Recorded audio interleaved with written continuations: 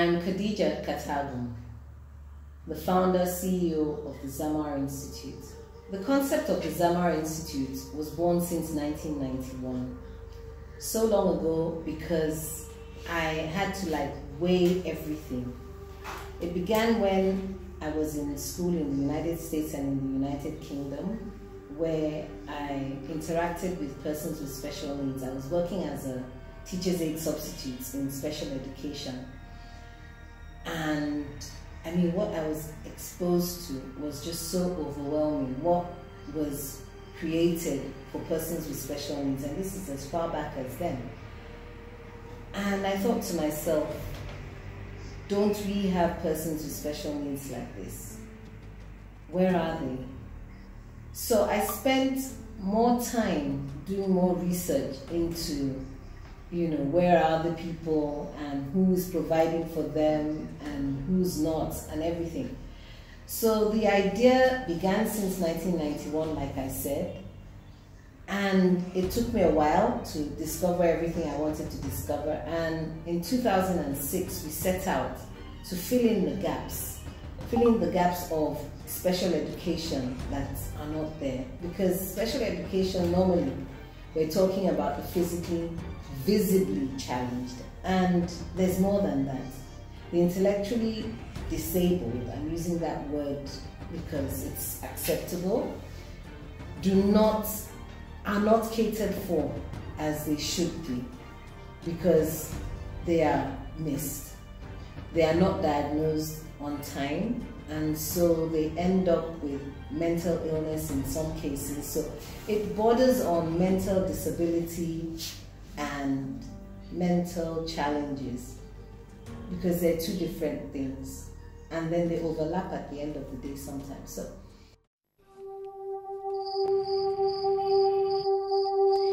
let your heart take you on a flight, mount its wings and soar across the river. It knows which way to go. It knows the way to go. Let it take you on a ride to cherish forever. Close your eyes and imagine paradise. A haven filled with warmth and peace of mind. The hills and waterfalls, the clear blue sky, it's a destination.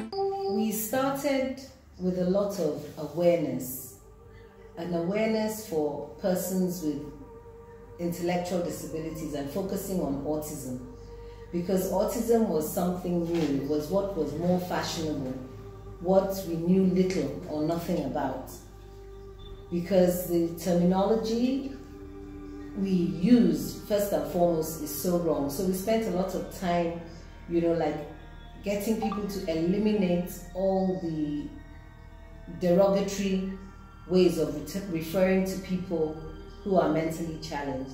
So we spent a lot of time doing a lot of autism awareness. When we first started, invited a music savant who was autistic and blind at the same time, Tony He was one of our first guests, and that was major publicity, because Tony, like I said, was a music savant, so we wanted him to sing the Nigerian national anthem. In 3 days, he got the song right, and he played it. We invited him again. This time he sang the most popular song, Igwe, and his accent and everything was also on point. So the message was out there that if given a chance, people with special needs can do well. Our focus, like I said, was awareness, because without knowing that there's hope for people who are not catered for, we won't do anything. So as time went on, we collaborated with the Emmanuel Yaba Foundation and the head of the civil service of the Federation to produce a film called Sometime in September. And that was a movie about a boy with autism, from a child to adulthood. And the film was over the moon, and it was really quite encouraging. And then we partnered also again with the Emmanuel Yaba Foundation for their Unleash Your Creativity. And Emmanuel Yaba Foundation approached us to, showcase our abilities. And so it was a good one because we had our children with their needs, but like borderline. They acted in movies, premiere movies, and it was a success.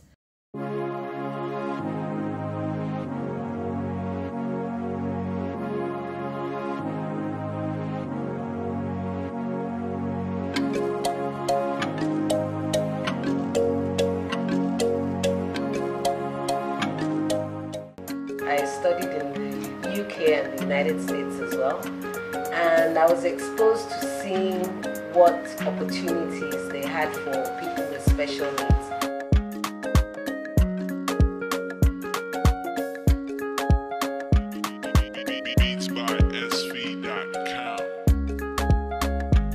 So since 2006, I started the Zammarr Institute, and the concept of the Zammarr Institute originally was for children and young adults with autism, or specific to autism. Purchase your tracks today. So awareness goes on. So where I think I would like to be, like 10 years from now, is for one less person to go undiagnosed. That sounds a bit complicated because what am I trying to say? That there will be facilities and things in place for people with special needs to be diagnosed on time, because early diagnosis makes a world of difference. The Zammarr Institute should have, a facility for grown-ups, for older people, because young children with special needs, young children with autism, cerebral palsy, Down syndrome, will grow up to be adults one day. So what happens? Nothing. We have to be able to cater for them. Life skills is very important, because you find that our prayer for persons with special needs is that we, the older ones, will pass on and leave them behind. So we have to try as much as possible to make them as independent of their siblings and the state. The theme for the 2023 World Autism Awareness Day, April 2nd, is inclusion in the workplace. So we're looking at adults. So all these children with autism have become adults, and so they have to contribute their quota to society.